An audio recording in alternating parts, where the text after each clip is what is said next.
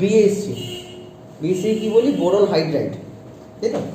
এর মধ্যে কে নেগেটিভ কে পজিটিভ আমরা দেখে নিচ্ছি। BHH নর্মাল এরকমভাবে আঁকলেই হয়। বলো তো বোরনে কোনো লোন পেয়ার পড়ে আছে? আছে কোনো লোন পেয়ার বোরনে? ইলেকট্রনিক কনফিগারেশন করি, ইলেকট্রনিক কনফিগারেশন করলে আরও ভালো বোঝা যাবে। বোরনের অ্যাটমিক নাম্বার কত? একদম গোড়া থেকে করবে, হ্যাঁ একদম গোড়া থেকে। বোরনের অ্যাটমিক নাম্বার বলো, বলো। 5 5 বলে কত হয়? 1:2 2:2 2p1। তাহলে এই 1sটাকে আমরা হিলিয়াম বলতে পারি। 2:2 2p1। 2s এ কটা ইলেকট্রন? দুটো। 2p তে কটা ইলেকট্রন হবে? তিনটে? হ্যাঁ কি বলে ও? কোথায় 6টা? 2p তে একটা ইলেকট্রন, 2s এ দুটো। এবার যখন তুমি বিএসসি স্ট্রাকচার করছো, এটা টোটাল নাম্বার অফ বন্ড কটা আছে? 3টে বন্ড। তো 3টে বন্ডে কটা অরবিটাল লাগবে? তাহলে 3টেই লাগবে। তাহলে এর হাইব্রিডেশন কত? হাইব্রিডেশন করার কিছু শর্টকাট আছে, এটাও জানতে হবে। এটা কেমিক্যাল বন্ডিং চ্যাপ্টারে আমরা পড়েছি, VMAC। এই বছরটা করোনা করে তোমরাও হয়ে গেছো, পড়াশোনা করো না। তাহলে হাফ ভি কত? Valence electron of the central atom কত? সেন্ট্রাল অ্যাটমে ভ্যালেন্স ইলেকট্রন কত? 3। মনোভ্যালেন্ট অ্যাটম কটা আছে? হাইড্রোজেন মনোভ্যালেন্ট তো। কোনো অ্যালাইন ক্যাটায়ন আছে কম্পাউন্ডে? নেই। তাহলে টোটাল নাম্বার অফ এইচ চলে এলো। এইচ মানে total number of electron pair. যদি 3টে ইলেকট্রন পেয়ার হয় তাহলে 3খানা ঘর লাগবেই, কারণ এক একটা ঘরে একটা ইলেকট্রনের পেয়ারের বেশি থাকে না। তাহলে 3টে ঘর কি কি? একদম গোড়া থেকে যদি শুরু করো, এস আর পি দিয়ে আমাকে 3টে ঘর বানাতে হবে। এস কটা হয়? একটাই হয়। পি তাহলে দুটো নিতে হবে। তাহলে হাইব্রিডেশন sp2। তাহলে sp2 হাইব্রিডেশন করতে গেলে এখানে কটা আছে? ওখান থেকে একটুখানি গ্রিনটা দেবে মার্কারটা, ব্লু মানে একটা ব্লু আছে, ব্লুটা দিয়ে দাও।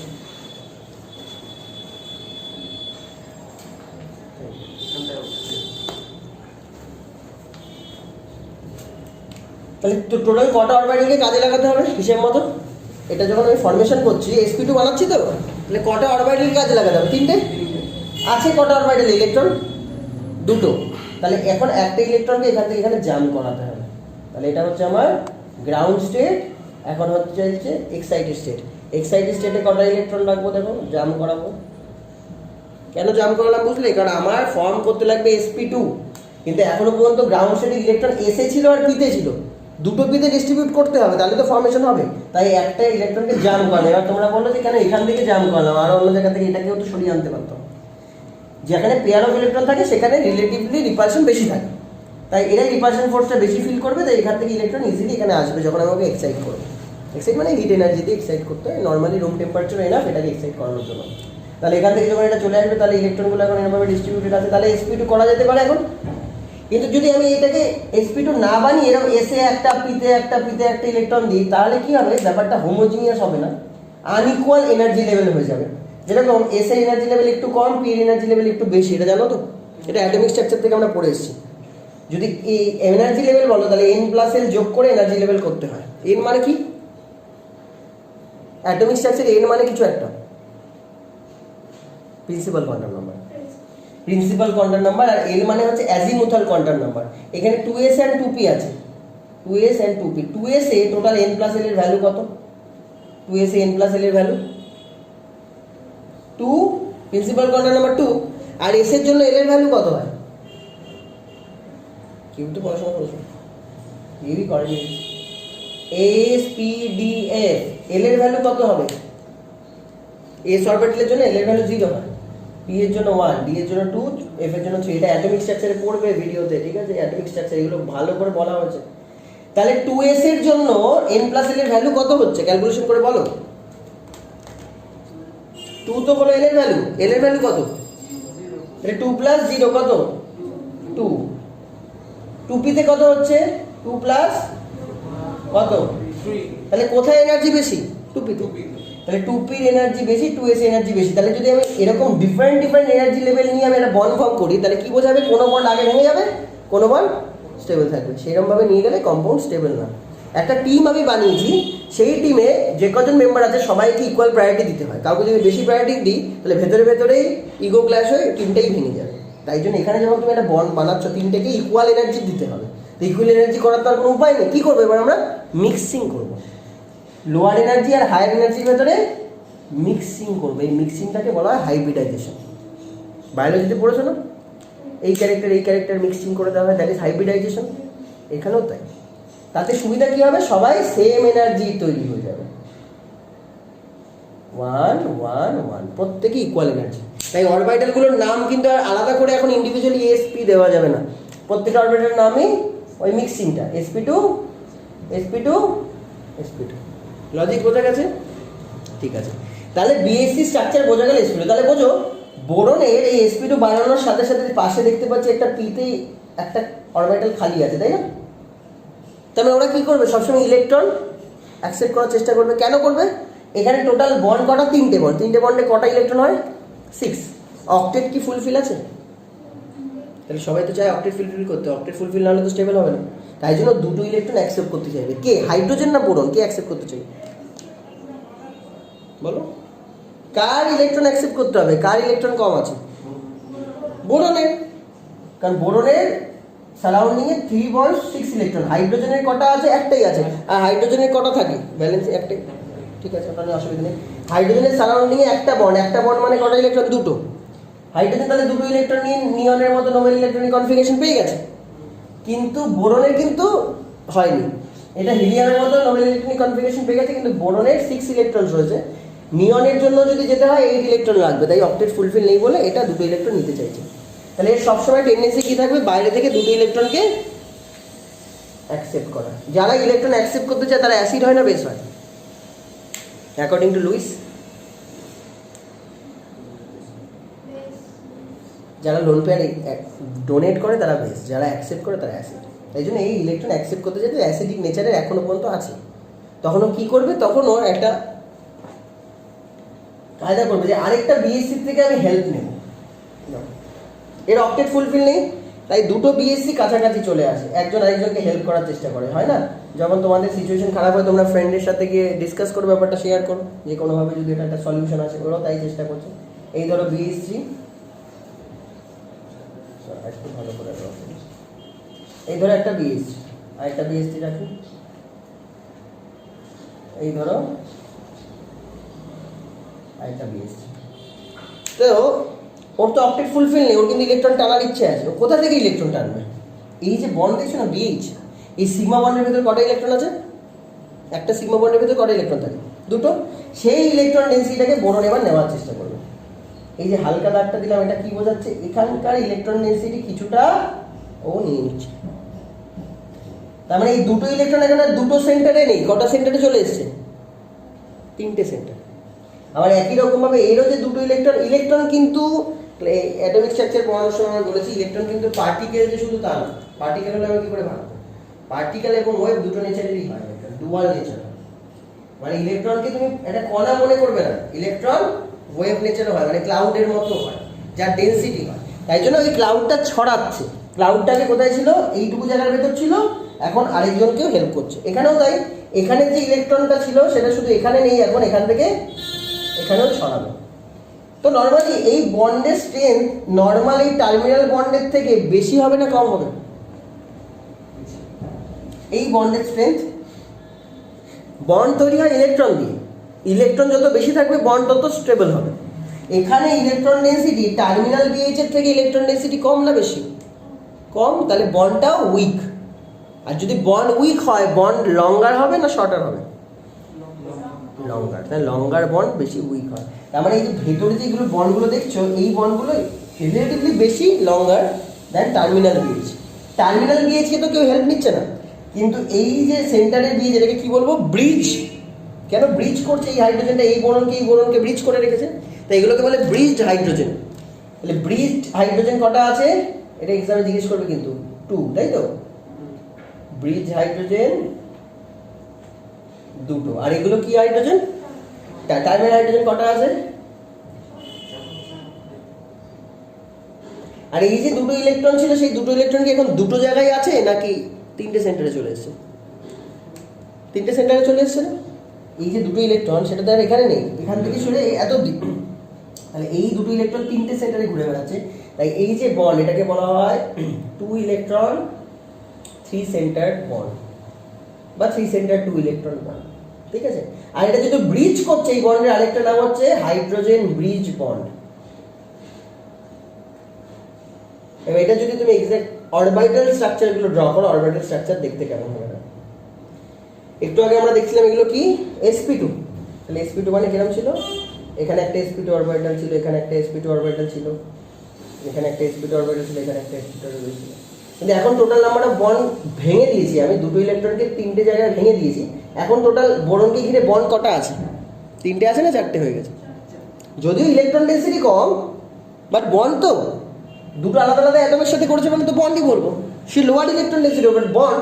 তার মানে এখন আর এই তিনটে অরবিটাল নাই, এখন কটা অরবিটাল হয়ে গেছে, চারটে অরবিটাল হয়ে গেছে। সেই চারটে অরবিটালের একটা কিন্তু সবসময় ফাঁকা থাকবে, তাহলে এখন হাইব্রিডাইজেশনটা একটু নতুন ভাবে হয়ে গেছে। এখন হাইব্রিডাইজেশনটা কি লিখবো, 1 2 3 4, তার মধ্যে তিনটেতে ইলেকট্রন আছে আর একটাতে ইলেকট্রন নেই। এটা এখন তাহলে কি তিনটে, টোটাল চারটে বন্ড, চারটে বন্ড মানে কটা অরবিটালকে কাজে লাগিয়েছে, চারটে, তাহলে একটা s আর তিনটে p, তাহলে এগুলোর নাম হয়ে গেছে sp3 sp3 sp3 sp3। তার মধ্যে তিনটে sp3 তে ইলেকট্রন আছে আর একটা sp3 তে ইলেকট্রন নেই। তাহলে এটাকে একটু মুছে একটু অন্যরকম ভাবে ড্র করার চেষ্টা করি, এগুলো সব পেয়ে যাবে একটু পরে হাতে চলে আসবে। এইটাকেই আরেক রকম ভাবে ড্র করবো অরবিটাল দিয়ে, ঠিক আছে।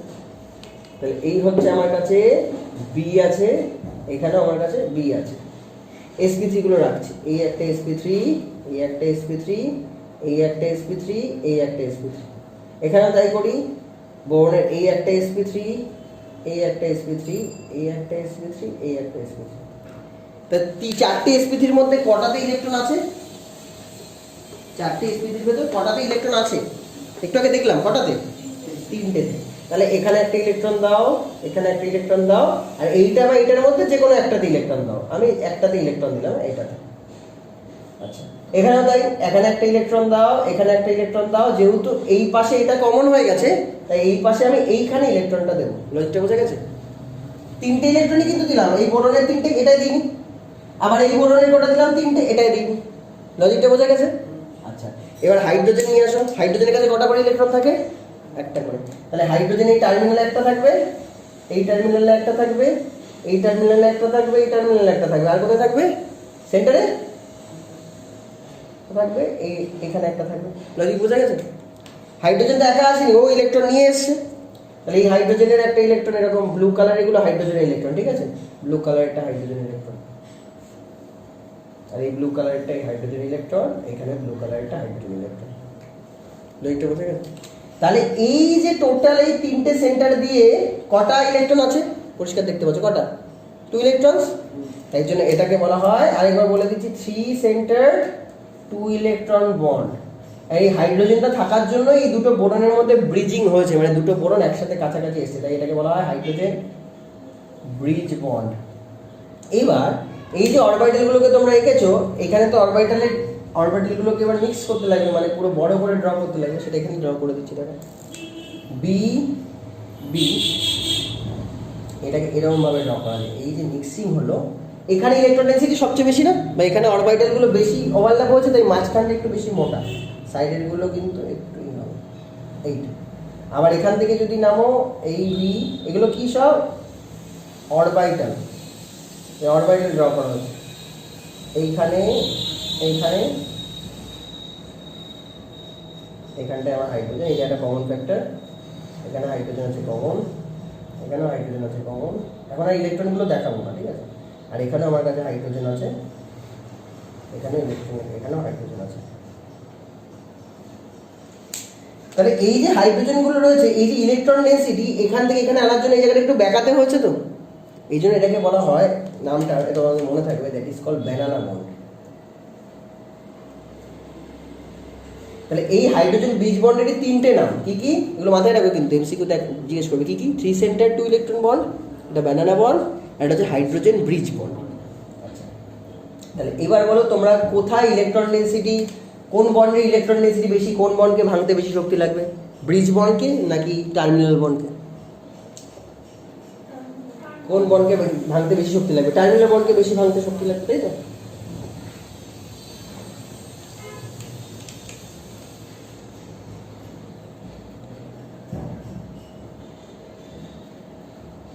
এটা ছিল অরবিটাল ডায়াগ্রাম, এটা হচ্ছে অরিজিনাল ছবি। এখন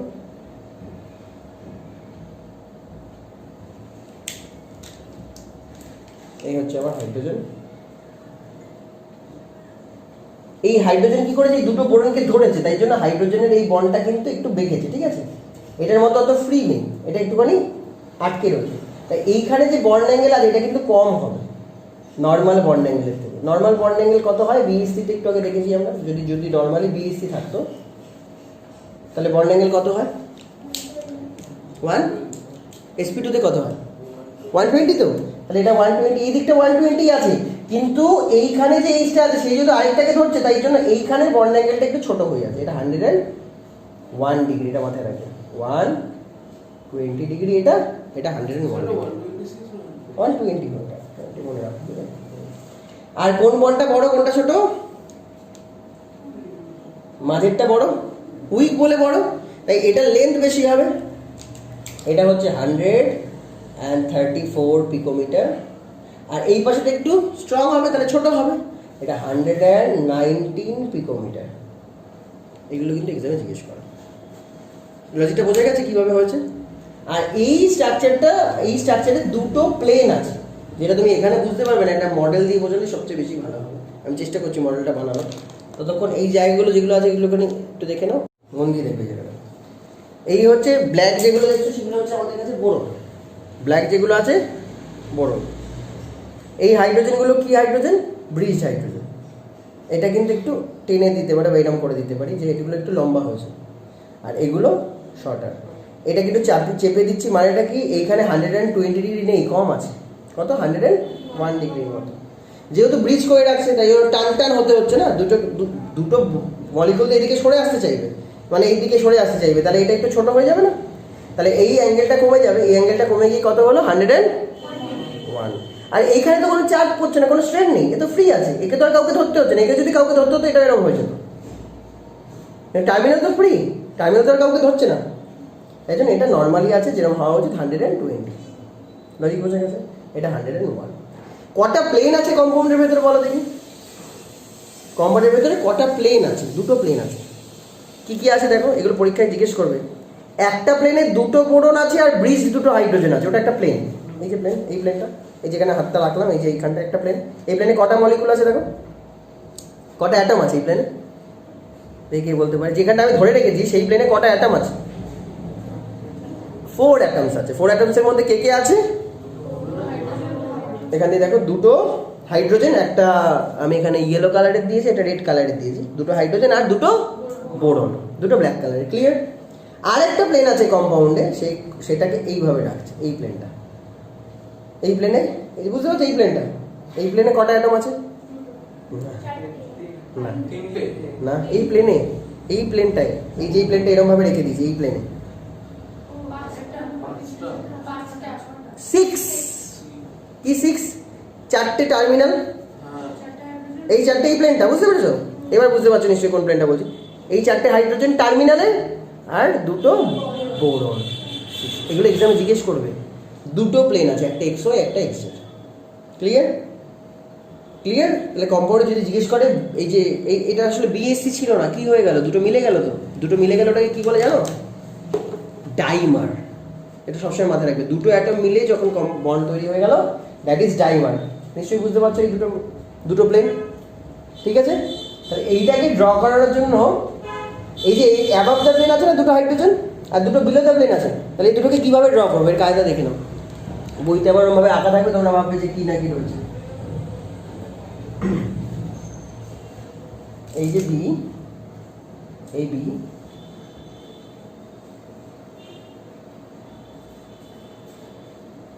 এই হলো, আর দুটো অ্যাবাভে থাকবে, দুটো বিলোতে থাকবে।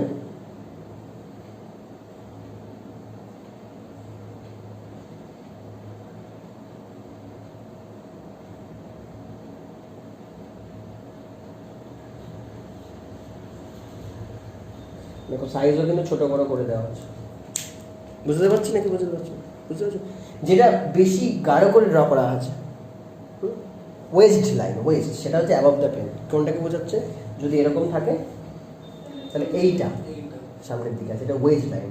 আর ওগুলো হচ্ছে ড্যাশড লাইন, ড্যাশ ড্যাশ দিয়ে করা আছে, ওগুলো বিলো দ্য প্লেন আছে বোঝাচ্ছে। মানে এই যে প্লেনের ভেতরে যদি বোরন দুটোকে আমি রাখি, হাইড্রোজেন বোরন এই প্লেনে বা দেওয়ালের সাথে আছে, এই হাইড্রোজেনটা আমার দিকে বেরিয়ে আছে বোঝাচ্ছে, আর ওই হাইড্রোজেনটা পেছনের ঘরে আছে বোঝাচ্ছে, এই ঘরেই নেই।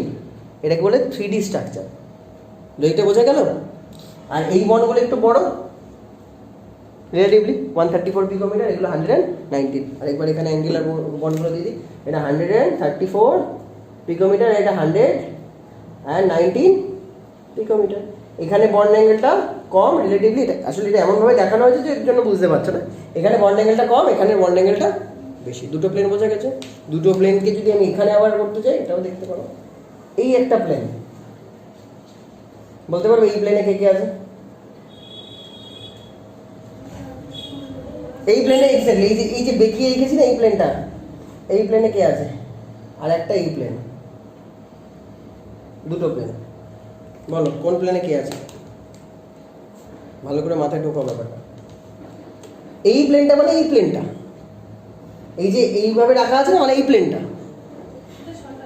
এক্স্যাক্টলি 6টা, দুটো বোরন, এই দুটো এই দুটো, এই 4টে, সেটা হচ্ছে এই প্লেনটা। আর যেটা এই প্লেন আছে পরিষ্কার দেখতেই পাচ্ছ, রেড কালার দিয়ে যেটা রয়েছে সেটা এই প্লেন, দুটো বোরন দুটো হাইড্রোজেন। লজিক বোঝা গেছে? এটারই আবার অরবিটাল ডায়াগ্রামটা কিভাবে হয়, এরকম ক্লাউড টাইপের জেনারেট করলে, এটা কিন্তু ক্লাউড। আমরা ক্লাউড মানে এই যে অরবিটাল, যে হাইব্রিডাইজ অরবিটাল বানাই, কি করে বানাই? ধরো এখানে একটা পি অরবিটাল আছে, এখানে একটা পি অরবিটাল আছে, একবার দেখে নাও, এখানে একটা পি অরবিটাল আছে পুরো, এর সাথে একটা এস অরবিটাল যদি ওভারল্যাপ করে তাহলে সেটা দেখতে কেমন হয়? এই দুটো ডেন্সিটি বেশি হয়ে যাবে, এরিয়া বেশি হবে।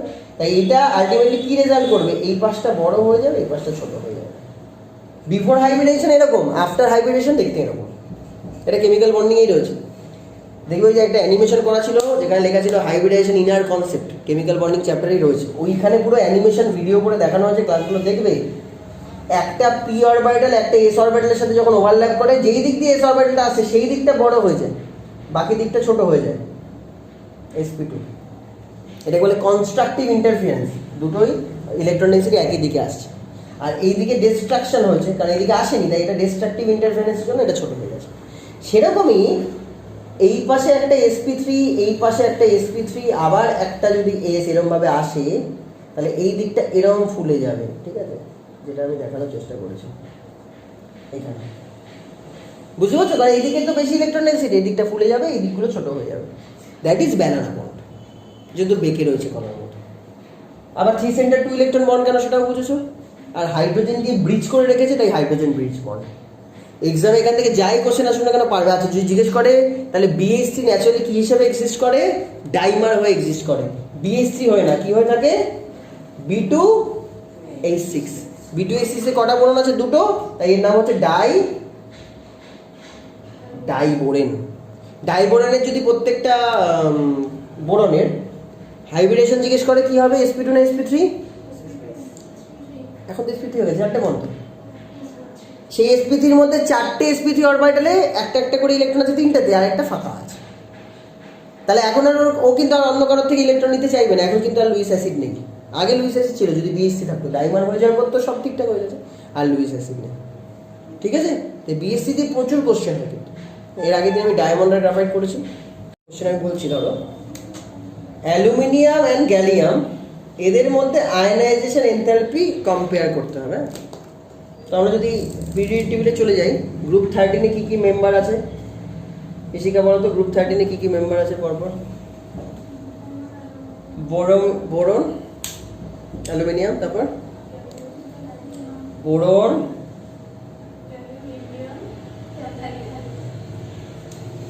ওপর থেকে যত নিচে নামি আয়নাইজেশন এনথালপি বেড়ে যায় না কমে যায়? কমে যায়।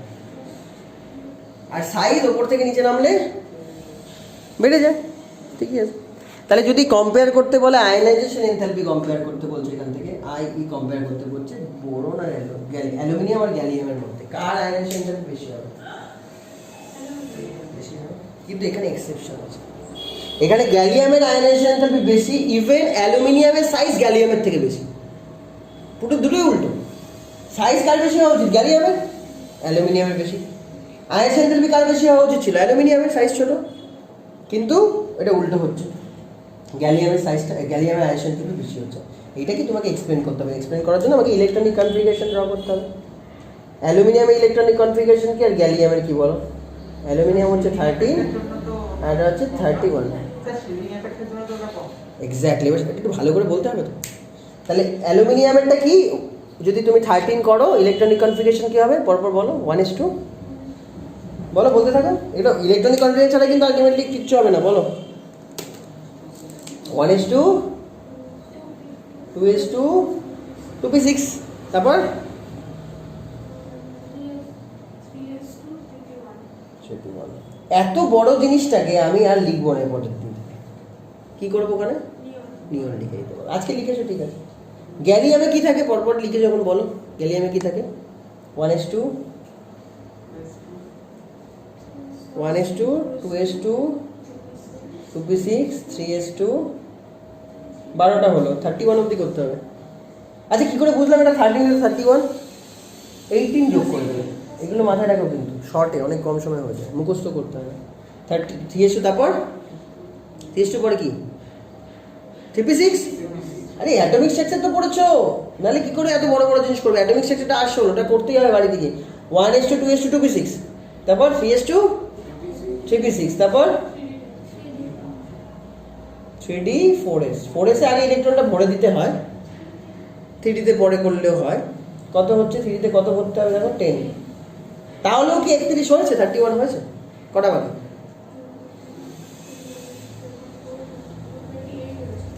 তাহলে এখনো 4s এর পর 28 হয়েছে না 30 হয়েছে? 30 হয়েছে না? 31 হয়ে গেল।